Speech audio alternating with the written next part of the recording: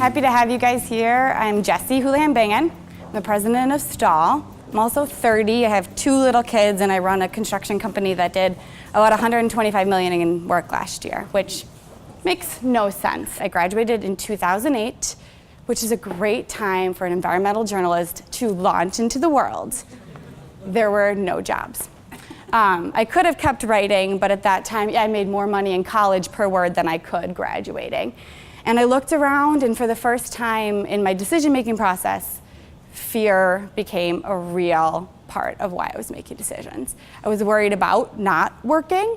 I'd had a lot of really good momentum, and I wanted to be doing something. So I looked at what I could do, a lot of opportunities to move. At the time, I wanted to stay here in the Twin Cities, and I applied to a business. But I thought, the people that run that business will deal with the business side of it. They'll just let me do the environmental part of it, which is great.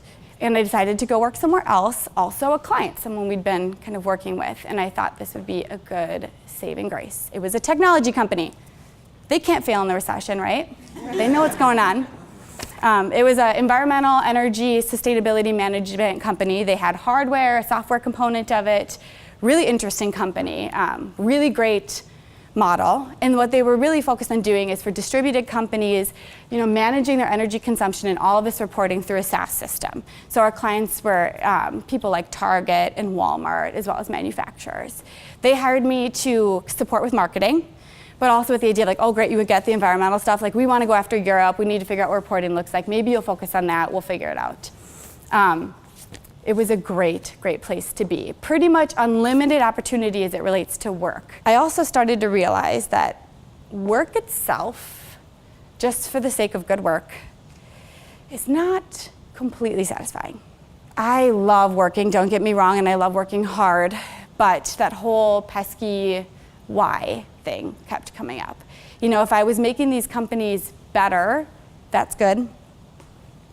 But really, we were moving towards a long-term strategy, which would be a sell. Our ownership level would make a lot of money. They started to call it their fuck you money. They were rich from a few tech ventures in a row. And this was their opportunity to get out big. I also, now managing people, realized we were trying to keep op costs really low. We weren't paying people well. We weren't giving them opportunity. We shifted our strategy with every opportunity.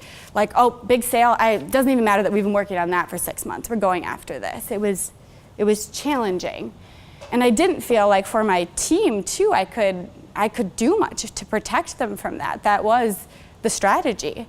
So I also had some examples of what that kind of looked like looking at my leadership, who are some of the best business people I've ever met.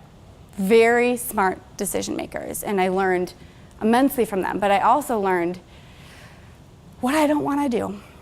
And I wasn't entirely aware of this. It was something I was starting to kind of work on and think about. I didn't really want to go, to tell you the truth, even though I saw some contradictions, because unlimited opportunity is really compelling to me.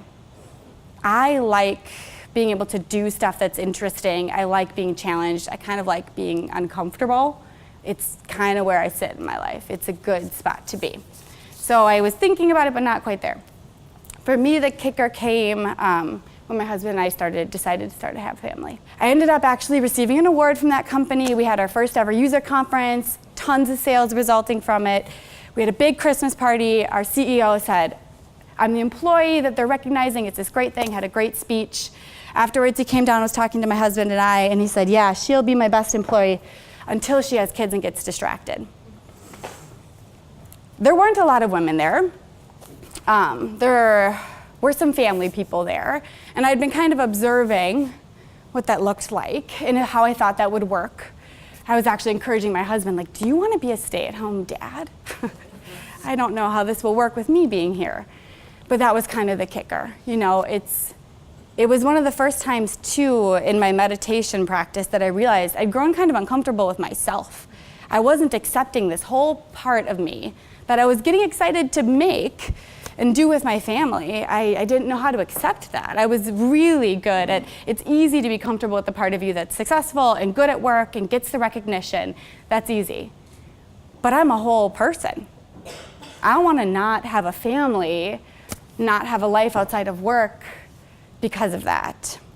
So that really was my turning point of, okay, I need to think about where I want to go, though I still drug my feet for a little while there. So finally one of the recruiters got a little irritated and said, what the hell do you want anyways? You said you want to go somewhere. You're not talking to anybody about it. What do you want to do? And I'd been thinking about it a little bit. I'd been thinking a lot about that fear concept too. Like, why am I doing what I'm doing in my life? And what is it that I really want to do?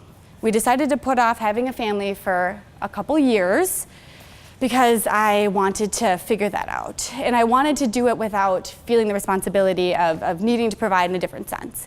Because maybe I was going to take some risks and go from a really solid tech company to do who knows what. Maybe I'll consult. I don't know. So I told the recruiter what I loved doing. You know, I'm kind of in love with business operations and strategy. Who'da thunk?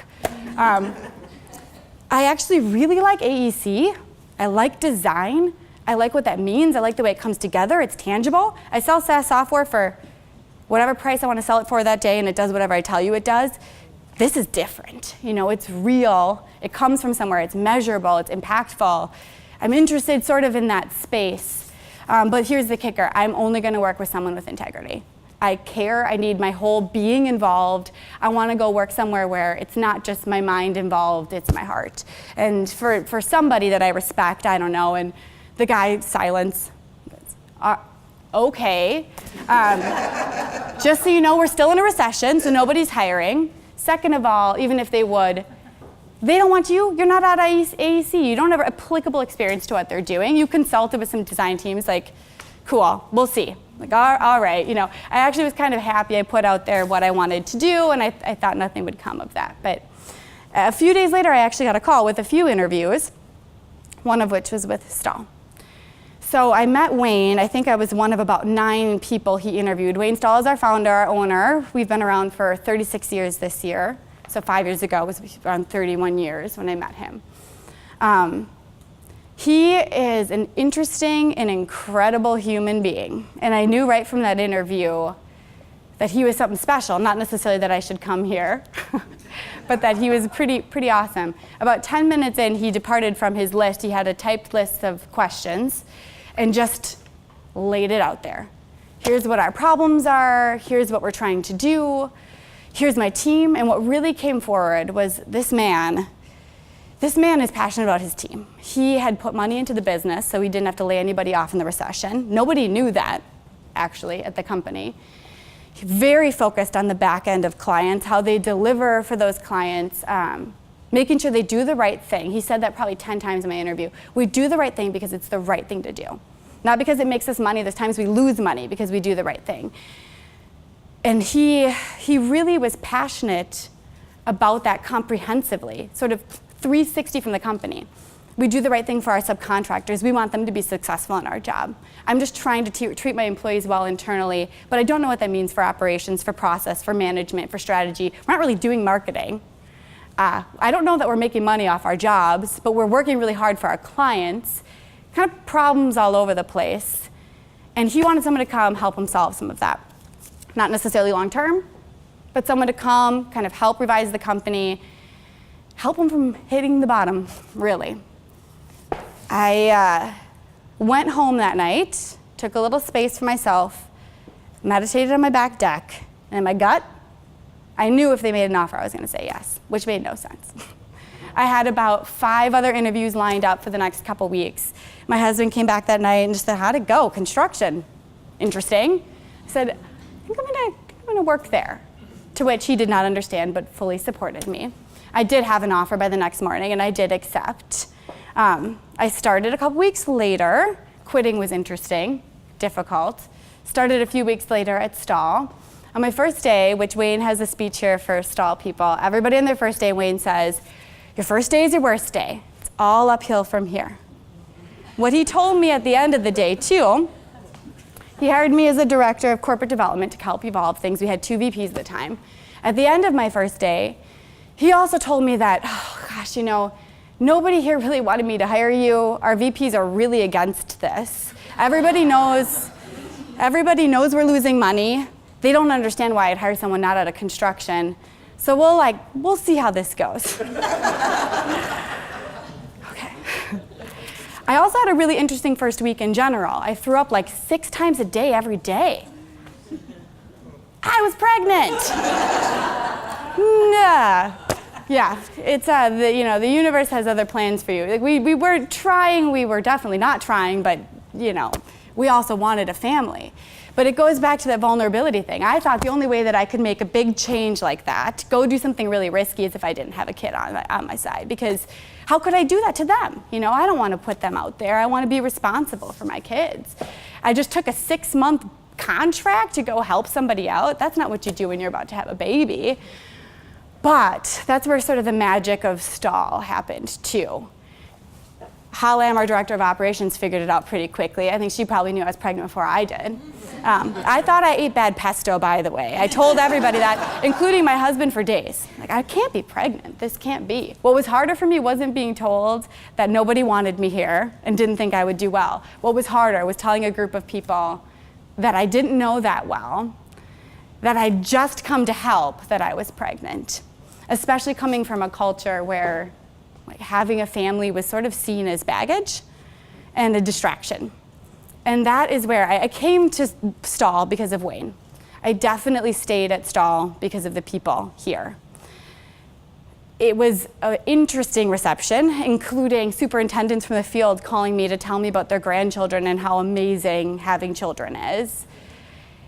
It's a different culture, and I definitely saw that right away, but it took time to accept that.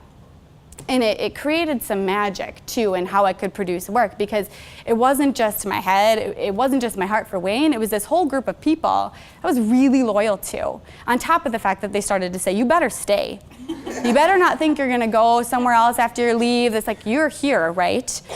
Which surprised me. I'm like, you're excited that I'm gonna have a leave and come, like, yes. We want your baby and your family in our lives.